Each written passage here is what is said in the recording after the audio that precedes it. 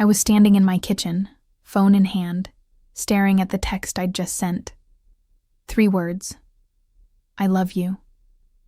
Sent to my best friend Jessica, the woman I'd known since our kids started kindergarten together 6 years ago. The woman who lived 2 streets over in our suburban Nashville neighborhood. The woman I'd somehow fallen completely, impossibly in love with. And then I heard the front door open. My husband coming home early from work.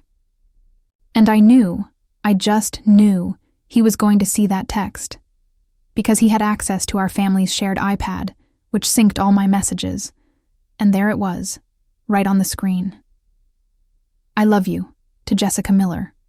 Not love ya, in the casual friend way, but I love you with a period, with weight, with meaning. My marriage of 14 years was about to explode, all because of the mom friend I'd met at elementary school pickup. Let me tell you how we got here. My name is Rebecca Foster. I'm 41 years old, mother to 2 boys, Ethan, 12, and Noah, 10. And until that day in October of 2024, I thought I had a perfectly normal suburban Nashville life. Married to David since I was 27, stay-at-home mom who'd left her nursing career when Ethan was born, living in a nice 4-bedroom house in Franklin, Tennessee. The typical soccer mom who volunteered at school, organized neighborhood potlucks, went to church every Sunday. I never questioned my sexuality, not once. I dated boys in high school and college, married David, had kids, settled into domestic life. Sure, I'd had close female friendships. Sure, I'd admired women, thought they were beautiful, wanted to be around certain women more than others. But I'd never connected those feelings to attraction. Because I was straight. I was married. I was a mom. That's who I was. Until Jessica Miller walked into my life. It was August of 2018. First day of kindergarten for both our sons. Her son Tyler, and my son Noah. I was standing in the hallway outside Mrs. Anderson's classroom, trying not to cry as my baby went to his first day of real school. And this woman next to me, dark curly hair pulled back in a messy bun, wearing yoga pants and an oversized sweatshirt, sneakers that had clearly seen better days, leaned over and whispered, "Is it weird that I'm more nervous than he is?" I laughed, relieved I wasn't alone. Right? I thought I'd be ready for this. I'm not ready for this. I'm Jessica, Tyler's mom. She pointed to a little boy with red hair who was already arguing with another kid about Legos. Rebecca, Noah's mom. I pointed to my son, who was hiding behind my leg, clutching my hand. Want to grab coffee? I can't go home to an empty house yet. We went to the Starbucks down the street. Talked for 2 hours. She was hilarious, sharp wit, self-deprecating humor, the kind of person who made you feel comfortable immediately. She'd just moved to Nashville from Ohio. Her husband Mark got transferred for work. She was lonely, knew no one, was desperate for friends. "You're my first friend here," she said, laughing. That sounds pathetic, doesn't it? 35 years old and making friends at school pickup like we're in kindergarten too. Not pathetic. Smart. Where else are we supposed to meet people? It's not like we have time for anything else. Over the next weeks, Jessica and I became inseparable. School pickup every day turned into coffee. Coffee turned into playdates with the boys. Playdates turned into dinners with our families. David and Mark became friends too. They bonded over sports and craft beer. Her older daughter Emma, who was 7 at the time, became friends with my Ethan. It was perfect. We had a couple friend. The kind you read about in magazines. The kind where the kids all get along and the adults actually like each other and suddenly your social life doesn't feel so empty. But it was more than that for me. I looked forward to seeing Jessica every single day. I texted her constantly. Funny memes, random thoughts, things I saw that made me think of her. When I had good news, she was the first person I wanted to tell. When I had a bad day, she was the one I called. David noticed. "You and Jessica are like attached at the hip," he commented one night. It's cute. I'm glad you have a friend. A friend. That's what she was. That's all she was. Except I thought about her constantly. Except I found excuses to touch her arm, her shoulder, her hand. Except when she hugged me goodbye, I held on just a second too long. Except I felt jealous when she talked about other friends from her spin class. But I didn't recognize it. Because I was straight. Because those feelings were just friendship. Intense friendship. It was in March of 2020, when the pandemic hit and suddenly we were all trapped at home, that things shifted. Jessica and I formed a pod with our families. Since we'd been in constant contact anyway, we decided we'd quarantine together. The kids would do remote school together. We'd help each other with childcare. It made sense. It was practical. It also meant I saw Jessica every single day, morning till night. We'd have the kids in one house doing school, then switch to the other house for lunch, back and forth. The husbands would work from their home offices, and Jessica and I would navigate this bizarre new reality together. We got closer, obviously. When you're with someone 12 hours a day, you learn everything about them. I learned she was afraid of birds. I learned she cried at every Disney movie, even the bad ones. I learned she sang off-key in the car and didn't care. I learned she had a complicated relationship with her mother, who wanted her to be more feminine, less opinionated. I learned she'd wanted to be an architect, but her parents pushed her toward teaching, and she still had regrets about that dream. And she learned everything about me. My fears, my dreams deferred, my frustration with being just a mom, even though I loved my kids, my complicated feelings about my body after 2 pregnancies, my secret wish that I'd traveled more before settling down. You're only 41, she said one day. We were sitting on my back porch, kids occupied with iPads inside, husbands on work calls. You can still travel, still do things. Life isn't over. It feels over sometimes. That's because you're stuck in a routine, in a role. Wife, mom, volunteer, church lady. When was the last time you did something just for you? Something that made you happy, not your family? I couldn't remember. We should take a trip, she said suddenly. Just us. Girls' trip. When this pandemic is over. Somewhere we've never been. David would never go for it. So don't ask permission. Tell him. I'm taking a trip with my friend. You'll survive a weekend with the kids. The idea was intoxicating. A trip. Just us. Freedom. We planned it obsessively over the next months. Where we'd go. New Orleans. What we'd see. Everything. What we'd eat. All the food. It became our escape fantasy. Our light at the end of the pandemic tunnel. If you're recognizing these feelings of intense connection with a female friend, hit that like button and subscribe. We share stories of women discovering unexpected truths about themselves. The trip happened in May of 2021, 3 days in New Orleans. We flew down together, shared a hotel room, separate beds, obviously. We were just friends. Spent 72 hours eating beignets and drinking hurricanes and walking through the French Quarter and laughing until our stomachs hurt. It was the best 3 days of my life. Better than my honeymoon with David. Better than any vacation I'd ever taken. And I didn't understand why.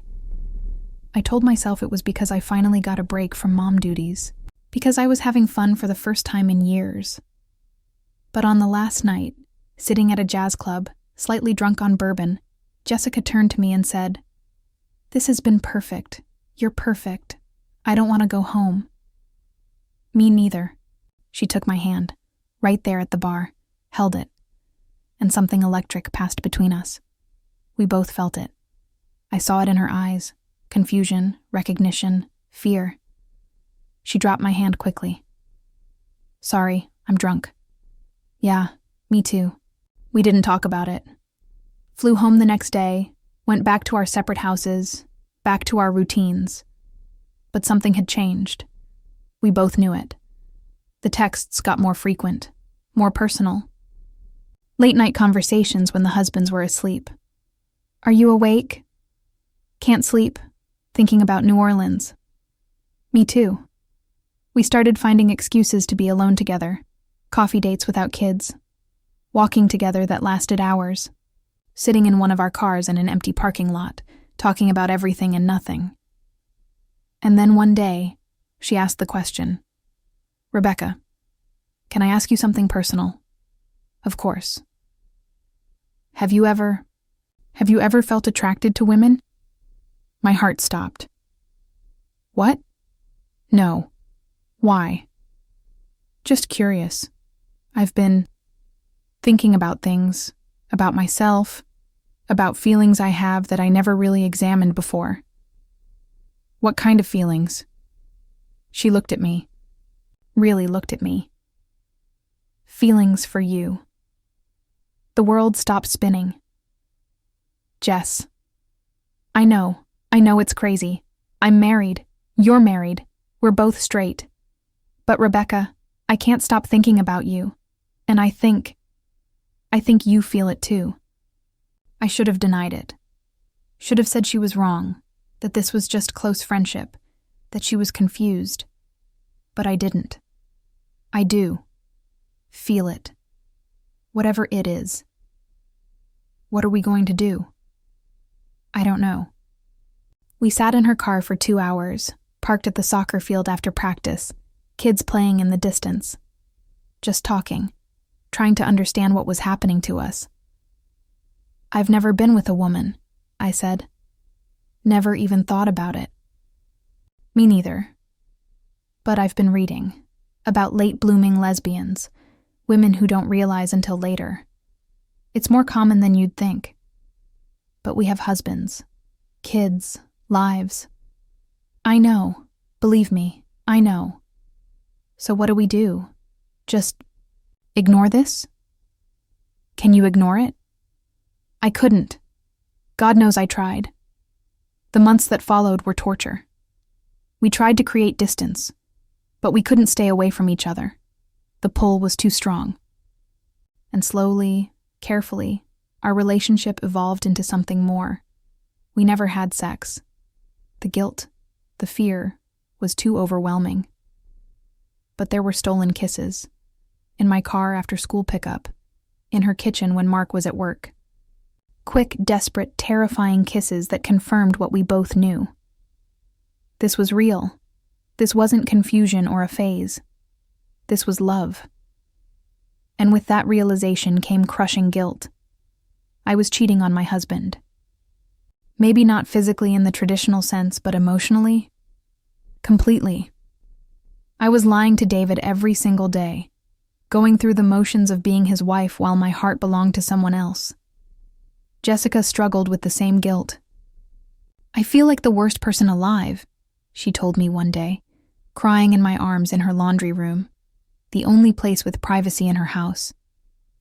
Mark is a good man. He doesn't deserve this. Tyler and Emma don't deserve this. But I can't stop. I can't stop feeling this way about you. I know. I can't either. What are we going to do? I don't know. But we couldn't continue like this. We both knew it. Something had to give. I started therapy. Told the therapist I was having confusing feelings about a friend. Dr. Patterson, a woman in her 50s, listened patiently for 3 sessions before gently saying, Rebecca, I think you need to consider that you might be gay or bisexual, and that's okay. But you need to be honest with yourself first. But I've been married for 13 years. I have 2 kids. How could I not know? Many women don't. Especially women raised in conservative religious environments. You learn to suppress those feelings, to not even recognize them. You do what's expected. Marry a man, have children, play the role. And sometimes it takes meeting the right person to wake you up to who you really are. But what do I do with that information? That's something only you can answer. But continuing to lie to your husband, to yourself, isn't sustainable. Eventually, something will break. She was right, and the breaking point came sooner than I expected. It was October 2024, a Saturday morning. David and I had been to a couple's dinner the night before, one of those obligatory work functions. I'd drunk too much wine trying to get through the evening of pretending. And that morning, while David was out on a run, I texted Jessica, "I love you." Just those 3 words, no context, no explanation, just truth. She texted back immediately, "I love you too." And then I heard the front door open. David, back from his run. And I remembered. He had the iPad, the one that synced my messages, and it was sitting on the kitchen counter. "Becca, you home?" I walked into the kitchen. He was standing there, iPad in hand, staring at the screen. "Who's Jessica?" he asked, his voice eerily calm. My stomach dropped. "She's my friend. You know Jessica." "Yeah, I know Jessica, Mark's wife, Tyler and Emma's mom, your best friend." He looked up at me. "So why are you texting 'I love you' to her?" "David." "And why is she texting it back?" He scrolled through the messages. His face went from confused to shocked to angry in seconds. "What the hell is this?" "I miss you. I can't stop thinking about you. Last night was perfect." He looked at me. "Are you having an affair?" "No, not like that. We've never..." I couldn't finish the sentence. "Never what? Never had sex?" "But you want to. That's what this is, isn't it?" He was getting louder. "You're in love with her. With Jessica. With a woman. I didn't mean for it to happen. How long? How long has this been going on?" "I don't know. A year, 2? I don't know when friendship became something else." "A year?" He threw the iPad on the counter. It skittered across and crashed to the floor. "You've been lying to me for a year?" I wasn't lying. I was trying to figure it out. I didn't understand what I was feeling. "Bullshit. You knew exactly what you were feeling. You just didn't have the guts to tell me." He paced the kitchen. "Does Mark know?" "I don't think so."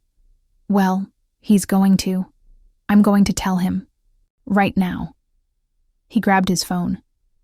"David, please don't." "Don't what? Don't tell your affair partner's husband that his wife is cheating on him with you?" "Why shouldn't I?" "Because it'll destroy their family. The kids." "Oh, now you care about the kids. What about our kids, Rebecca? What about Ethan and Noah? What's this going to do to them?" I didn't have an answer. Because I didn't know. I hadn't thought that far ahead. David called Mark. Right there. "Put it on speaker." I heard Mark answer, cheerful. "Hey David, what's up?" "Mark, I need to tell you something about Jessica and Rebecca." I could hear the confusion in Mark's voice. "What about them?" "They're having an affair." Silence. Then, "What? That's ridiculous." "I'm looking at the text right now. I love you. I can't stop thinking about you. It's all here." More silence. Then Mark's voice, tight. "Put Jessica on the phone." "She's not here." "But Rebecca is. Want to ask her yourself?" "Put her on." David handed me the phone. I took it with shaking hands. "Rebecca?" Mark's voice was cold. "Is this true?" "Mark, I'm sorry. I never meant." "Is it true?" "Yes." He hung up. David looked at me with disgust. "Get out." "What?" "Get out of this house, right now. I need to think. And I can't do it with you here." "The boys are with my parents. I'll pick them up later. Right now, I need you gone." I left. Drove aimlessly for an hour, crying so hard I could barely see. Finally pulled into a parking lot and called Jessica. She was crying too. "Mark knows. He just kicked me out. Emma and Tyler are with him. He won't let me see them." "Rebecca, what have we done?" "I don't know. I don't know. Where are you? Parking lot. You? My car. Driving nowhere. Want to meet somewhere? Where? That coffee shop. The one where we first met. Okay. We sat in that coffee shop. The same one where we'd first had coffee 6 years ago after dropping our kids at kindergarten, and faced the reality of what we'd done. 2 marriages destroyed, 4 kids traumatized, 2 families blown apart. Was it worth it?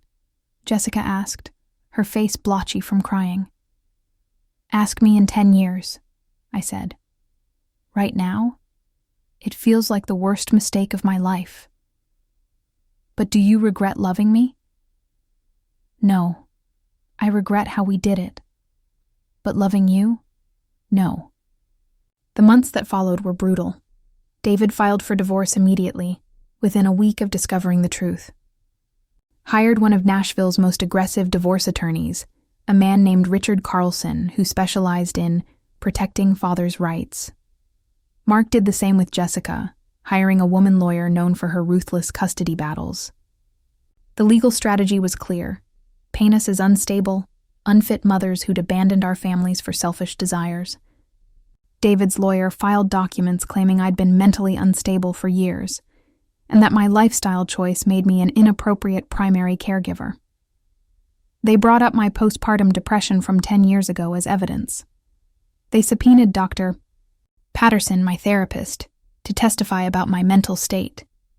Dr. Patterson refused to breach confidentiality, but did testify that I was mentally sound. Mrs. Foster is not unstable. She's a woman coming to terms with her sexual orientation. That's not a mental illness. It's self-discovery. But the damage was done. The implication was planted. Rebecca is mentally unwell, therefore shouldn't have the kids. Mark's strategy with Jessica was even worse. He claimed she'd been grooming me, that she was a predator who'd pursued a married woman. He brought neighbors to testify that they'd seen us being inappropriate, sitting too close on her porch, hugging goodbye for too long. He painted a picture of Jessica as a homewrecker who deliberately targeted a vulnerable friend. None of this is true, Jessica sobbed to me after a particularly brutal court session. I didn't pursue you. We fell for each other. Why can't they understand that? Because it's easier to make you a villain than to accept that their wives were gay all along. The kids were caught in the middle. Ethan at 12 was old enough to understand what was happening. He was angry. So angry. Why? He yelled at me one night when I tried to pick him up for my week. Why did you have to do this? Everything was fine. Everything wasn't fine, Ethan. I wasn't happy. So what? You're a mom. You don't get to just decide to blow up our family because you're not happy. Ethan. Dad cries every night. Did you know that? I hear him in his room. He cries because of you. I never wanted to hurt your father. But you did. You hurt all of us. And for what? For her? He spat the word like it was poison. I didn't know how to reach him. How to make a 12-year-old understand something I barely understood myself. Noah was different. At 10, he was confused more than angry. Mom, does this mean you're a lesbian? Yes, honey, I think so. But you were married to Dad. You had us. I know, and I loved your dad. I still care about him, but I love Jessica in a different way. A way that's more true to who I really am. So, were you lying before? When you were with Dad? No. I wasn't lying. I didn't know. I didn't understand myself. Sometimes people don't figure out who they are until later in life. He thought about this. Okay, but can you and Jessica not kiss in front of me? It's weird. Fair enough. Tyler and Emma, Jessica's kids, had their own struggles. Tyler, at 10, same age as Noah, was confused about why his parents were splitting up. But you and Dad never fight. You're always nice to each other. Why can't you stay together? Because sometimes people realize they're not right for each other, even if they don't fight. But you're with Miss Rebecca now, Noah's mom. That's weird. I know it's weird, honey. But sometimes life is weird. Sometimes things don't make sense right away. Emma, at 13, was more perceptive. She'd figured it out before Mark had. "I knew," she told Jessica.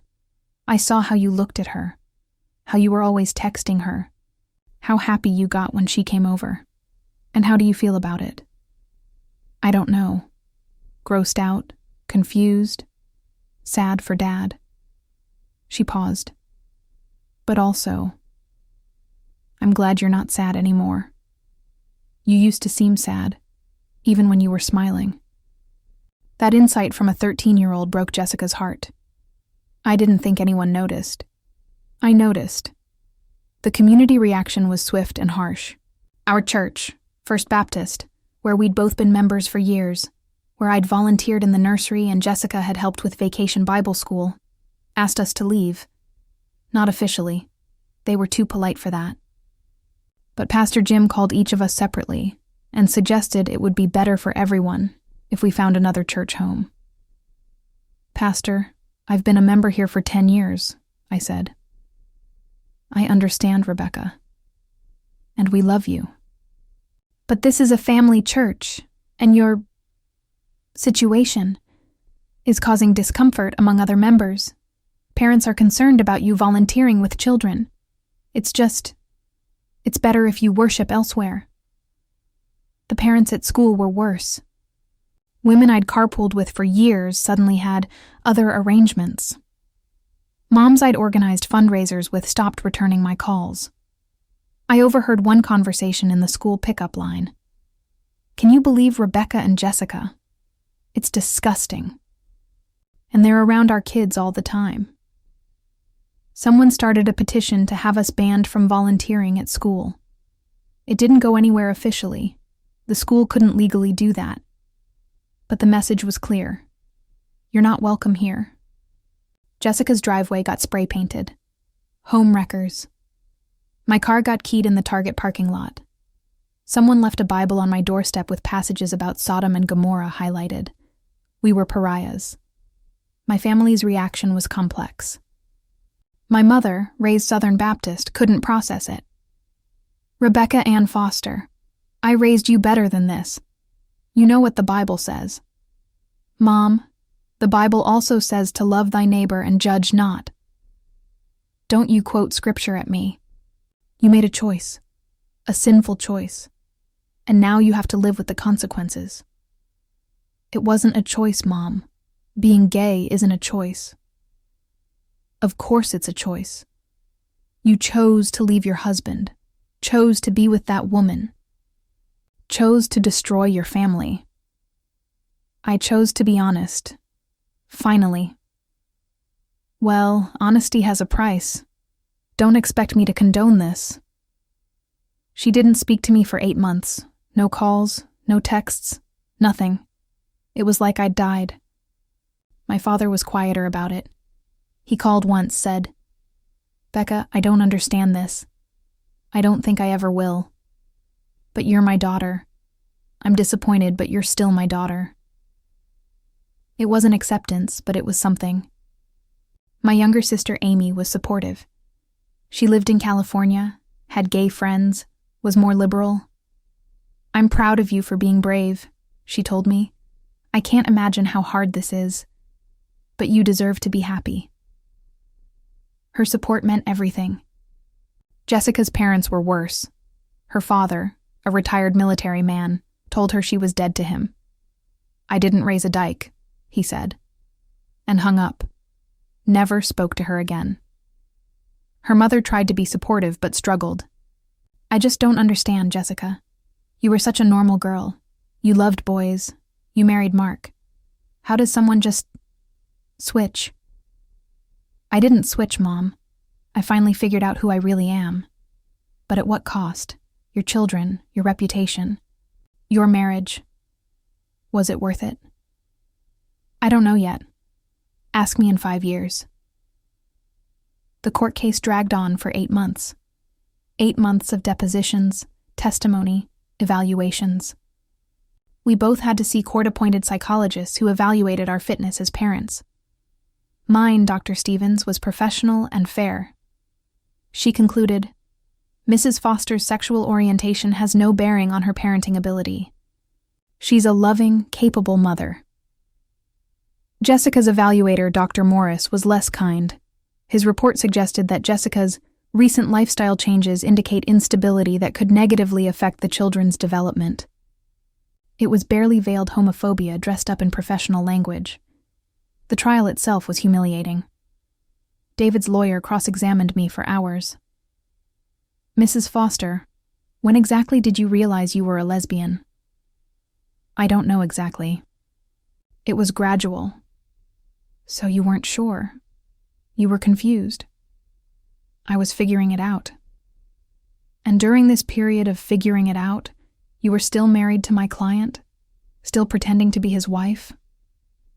I wasn't pretending. Oh? So sneaking around with Mrs. Miller, sending her love texts, kissing her in parking lots, that wasn't pretending to be a faithful wife? I had no answer, because he was right. Mrs. Foster, do you think your sons should be raised in a household where this behavior is normalized? My behavior? Loving someone? Your behavior of infidelity, lying, and moral confusion. My lawyer objected. The judge sustained it. But again, the damage was done. The final custody decision came in June of 2025. Joint custody for both of us. 50-50 split. The judge, a woman in her 60s, made a statement. While this court does not condone infidelity, sexual orientation alone is not grounds for denying custody.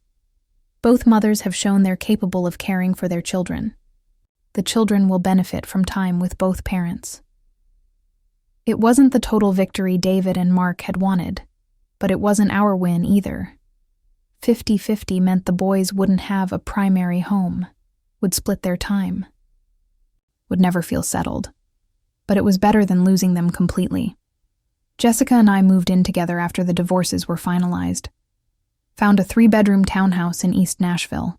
Not fancy, but it was ours. We set up rooms for all 4 kids, Ethan and Tyler in one room, bunk beds, Noah and Emma in another. Our room at the end of the hall. The first week with all 4 kids was chaos. They didn't want to share rooms. Didn't want to share their mom with the other family. Didn't want any of this. Ethan was the most resistant. He refused to talk to Jessica, refused to acknowledge her presence. When she tried to make him breakfast the first morning, he said, "You're not my mom. Don't act like it." Jessica's face crumpled. She left the kitchen and cried in our bedroom. "This is impossible. He hates me." "He doesn't hate you. He hates the situation. Give him time." How much time? Months? Years? However long it takes. It took almost a year for Ethan to soften. A year of Jessica patiently being kind despite his coldness. A year of her showing up at his soccer games even when he told her not to come. A year of her leaving his favorite snacks in his room without comment. The breakthrough came when he had a crisis. A girl at school broke his heart. His first real girlfriend, first real heartbreak at 13. He was devastated. And David, his father, didn't know how to handle it. Told him to man up, and there are other fish in the sea. But Jessica found him crying on the porch. Sat down next to him. "You okay?" "Leave me alone." "Okay, but if you want to talk, I'm here." She started to get up. "Wait." He looked at her. Did you ever have your heart broken? Before you figured out you were gay?" "Yes, several times. It hurts like hell." "Does it get better?" "Eventually. But it takes time, and it's okay to be sad." They talked for an hour, about heartbreak, about feelings, about growing up. And afterward he said, "Thanks. That helped." From that point on, he was civil to her. Not warm, but civil. It was progress. The other kids adjusted faster. Noah and Tyler became best friends, bonded over video games and YouTube. Emma, the oldest at 14, became a surrogate big sister to the boys. She'd already been through puberty, was more mature, and took the role seriously. And slowly, painfully, we became a family. Not a traditional one. A weird, blended, two-mom family that nobody quite knew what to do with. But a family, nonetheless. David remarried 2 years later. A woman named Sarah, a teacher at a private Christian school. She was nice to the boys, and they liked her. It stung watching them build a relationship with her, watching them call her by her first name, but clearly think of her as a maternal figure in their dad's house. "Does it bother you?" Jessica asked one night after we'd dropped the boys at David's and I'd been quiet. "Yes. But not for the reason you'd think. I'm glad they have someone who's kind to them there. I grieve the family we could have been. If I'd figured this out earlier. If I'd never married David. If. You can't live in the ifs. You did the best you could with what you knew at the time. But was my best good enough? Look at the damage. Look at the healing, too. Ethan is doing better. Noah never blamed you. They're going to be okay." She was right. They were going to be okay. We all were. Today, 3 years after everything exploded, life has found a rhythm. Ethan is 15 and applying to high schools. He wants to go to a performing arts school. He's into theater now, something I never would have guessed. Noah is 13 and obsessed with coding. Tyler is 12 and plays 3 sports. Emma is 16, has a boyfriend, is already thinking about college. And us? Jessica and I are finally just living. No more hiding. No more shame. We hold hands at the grocery store. We kiss goodbye in the school pickup line, discreetly, but we don't hide. We're building a life. Was it worth it? The pain, the loss, the judgment, the broken relationships? Yes. Because I'm finally me. Not the version I thought I had to be. Not the role I was playing. Just me. And my kids see that. They see their mom being authentic, being brave, being true to herself even when it cost everything. That's a lesson worth teaching. If you're going through this, if you're the mom friend falling for another mom friend, if you're married and realizing you might be gay, if you're terrified of destroying your family, I see you. I was you. There's no easy answer. Every path involves pain, but staying in the closet, staying in a lie, that's a different kind of pain. A slow death instead of a quick explosion. You have to decide which pain you can live with. I chose authenticity, and I'd make that choice again. You're not alone. There are thousands of us. Late-blooming lesbians. Suburban moms who lived straight lives until we couldn't anymore. And we're here. Surviving. Building new lives. The months that followed were brutal. David filed for divorce immediately.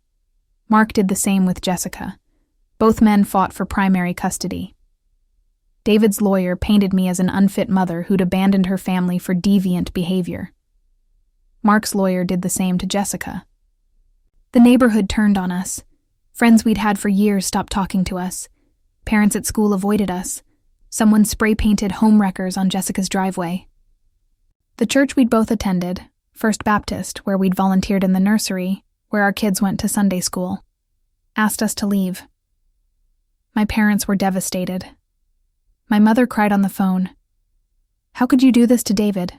To the boys? I don't understand. You're not. You can't be." "Gay?" "Yes, Mom. I think I am." "But you were married. You have children.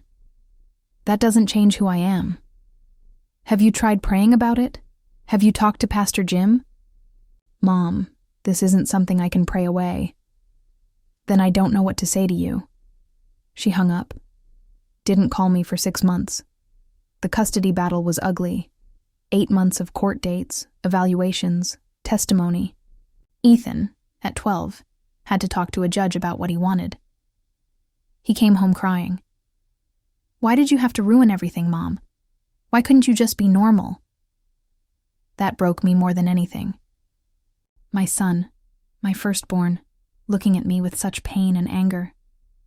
Noah, at 10, didn't understand.